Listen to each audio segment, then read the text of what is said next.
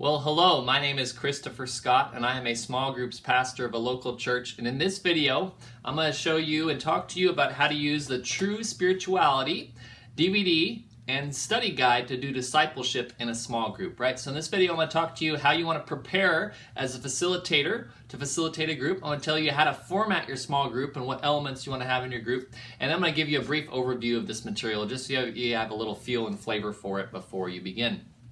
So first, let me talk to you about how you want to prepare for your small group. You want to prepare for your small group kind of in two sections or two different waves. First, about a month in advance, or as soon as you get your box with the DVD and the study guides and materials, you want to do a little preparation about a month or so in advance, right? There's a few things you want to do. Number one, you want to pull out the DVDs, pop them in your DVD player, make sure that they work, okay? That's happened before where people, thankfully, they were testing the material about a month or two in advance and they put the DVDs in and they didn't work, right? So go ahead and pop it in, make sure it works.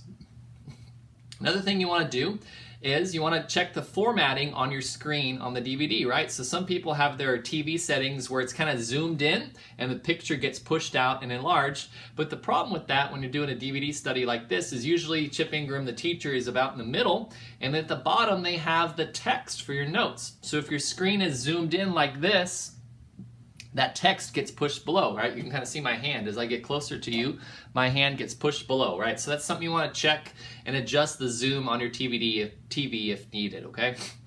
Another thing you want to do far in advance, about a month in advance, is pull out your study guides. First, you want to make sure there's enough study guides. So count them, make sure your small group pastor has given you enough study guides. Second thing you want to do is you want to make sure that you have the correct study guides, okay? So make sure you got enough and that they're the correct ones, okay? So that's what you want to do to prepare about a month in advance. Additionally, what you want to do is look at pages 105 to 128 because they have some great small group leader resources in here. They're going to talk to you about some things you want to think about and plan in your small group before you start. Things like, what are we going to do about childcare? What are you going to do about snacks? How are we going to communicate prayer requests to the whole group each week? How long are we going to meet? Things like that. How am I going to facilitate? Who am I going to share the load with? There's a lot of great material and resources in the back you want to flip through, and they'll tell you how to use the small group material too, how to work through the questions and the different sections in there, okay? So those are some things you want to do about a month before your group even gets started, just to start thinking and planning your group. Additionally, second, there's going to be some things you want to do each week to prepare to facilitate your small group, okay? So you want to do these things each week to prepare to facilitate. You want to pop that DVD in and you're going to want to watch it, okay? Pull out the study guide, watch the DVD, take notes, and go through the material yourself before you show it to the group. That way you know what's going to be covered, you know how you want to talk about things, you might see some problem areas or some issues that might come up, and you want to be prepared for that, okay? Then you want to look through the notes in pages 111 to 118 for that session, right? So they usually have 3 or 4 paragraphs, pages 111 to 118, for each lesson where they're going to give you some tips to facilitate and lead the small group, right? It's going to help you do a good job facilitating. They're going to say, really focus on this. People might want to talk about this, but we're going to cover that in a later lesson, so don't let them spend a bunch of time on that. They're just going to give you some tips to facilitate and keep the discussion going like that. Additionally, on the DVDs that they provide from Living on the Edge, there's going to be a coaching video for each lesson by Lance Witt and Chip Ingram, right? It's about 2 to 4 minutes, and they're just going to give you some additional tips and help you as a facilitator be a good leader of your group, right? So I encourage you to watch that each week. Watch the coaching video, read the notes in the back for that lesson, and then watch the DVD if you can. So that's how you want to prepare as a facilitator for your small group. Additionally, the second thing I want to talk to you is about how to format your small group, okay? So what are the sections or the elements you want to have in your small group? For our small groups at our church, we want to make sure each group has 3 things they cover in order each and every week. The first thing they want to cover and do is the unifying question. And the unifying question basically is this: what did you take away from the message at church on the weekend? What did you learn? What stood out to you? What did you never hear before? What did you take away from the message at church over the weekend? And we do the unifying question for 3 reasons. 1, your group probably meets on a Tuesday or a Wednesday or a Friday, and by those days, a lot of people have already forgotten what the sermon was on at church over the weekend, right? So we want to remind them what it was about and what they should be applying to their lives. 2, We never want a small group to replace someone attending church on the weekend, right? So we want someone attending church as the big group of believers with the big vision for the church on the weekend, but we also want them in a small group where they're growing spiritually. You know, people grow differently in different areas, and they need both to really be spiritually mature, growing Christians, right? So we never want a small group to replace the big church. And asking the unifying question reminds people they need to be in church on the weekend.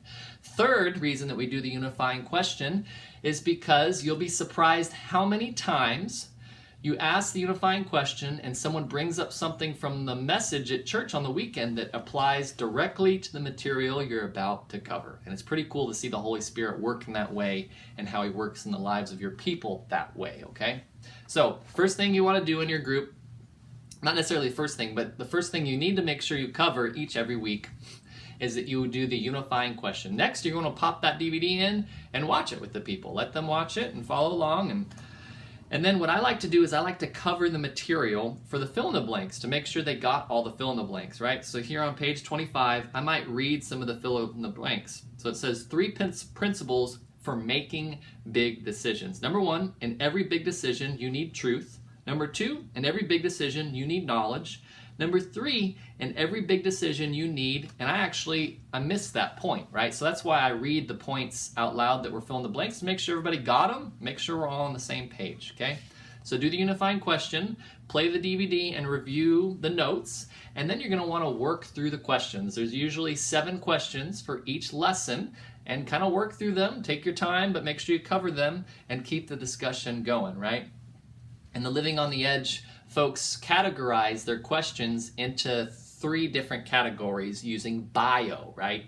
B-I-O. The B stands for coming before God daily. That's the vertical relationship, God, us and God in our relationship. The I stands for in community, right? So we're going to be in community weekly. These is the horizontal relationships to people, other Christians and believers that I have. And then the on mission, that's the O, be on mission 24/7, okay? That's gonna be, how do we serve others? How do we love others at work, at church, at home, in the community, at the gym, things like that. So you're gonna kind of see that, and they'll explain more on that in the leader resources in this study, okay? So that's how you wanna format your small group. The unifying question, play the DVD, cover the notes for the DVD, do the questions, and then you can do snacks and prayer, maybe at the beginning or the end, whatever you might do. Just make sure you're consistent each week with the process that you go through and the routine that you have. Lastly, I want to give you a quick overview of true spirituality, this study. This study focuses on, basically, the essence of it is, what does it mean to be a disciple, and what does it mean to disciple others, right? It's a good core, solid study that every small group should cover at some point. What does it mean to be a disciple, and what does it mean to disciple others? It's primarily based on Romans 12, chapter 12 of Romans, right? So the first 11 chapters of Romans is doctrine, doctrine, doctrine, doctrine, and then chapter 12 he says, here's how you apply it. And that's really the application here, is are we disciples and how do we disciple others, okay? This material, like I said, is great for any group that they should cover at some point in time. It's also great for new groups, maybe that have been meeting for a year or less, because it has 2 weeks that really focus on what does it mean to be a spiritual community together, right? So what does it mean to be a small group? So it'll cover that, which I think is really good to have that direct teaching in your small group, because maybe you received that teaching from your small groups pastor. What does it mean to cultivate a small group atmosphere and a small group community? But those people might need to be taught as well, and the DVD will take care of that for you. There's 12 lessons in here, right? So it's 12 weeks, so you got to make sure you got plenty of time. If your group starts the week after Labor Day, you got to make sure you're meeting every week and covering the material every week. Otherwise, you won't finish before December, right? So usually if you start the second week, the week after Labor Day, you're going to finish the first week of December, which cuts it a little close to Christmas. So just make sure you're working through it, things like that. One thing I forgot to mention, when you format your group, you do the unifying question, play the DVD, talk through the questions.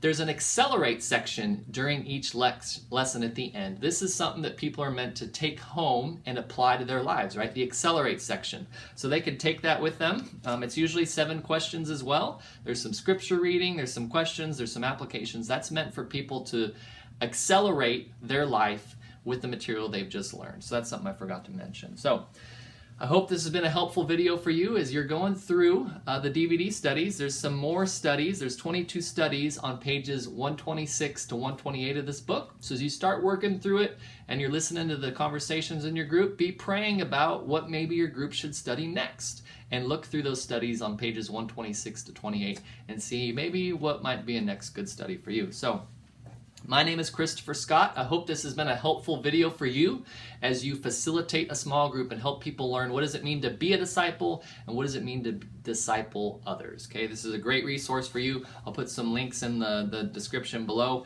in case you want to buy some on your own. So my name is Christopher Scott again, like I mentioned. If you liked this video and want to subscribe and get updates on future videos, you can subscribe up there. If you want to learn about other Living on the Edge studies by Chip Ingram, I have some other videos up there that cover those. If you want to get some brief 5-minute introductions to books of the Bible, I have a video down there, some videos down there. And then if you want some small group facilitator tips, I got a bunch of videos down there. Thanks for watching, and I hope to catch you again soon.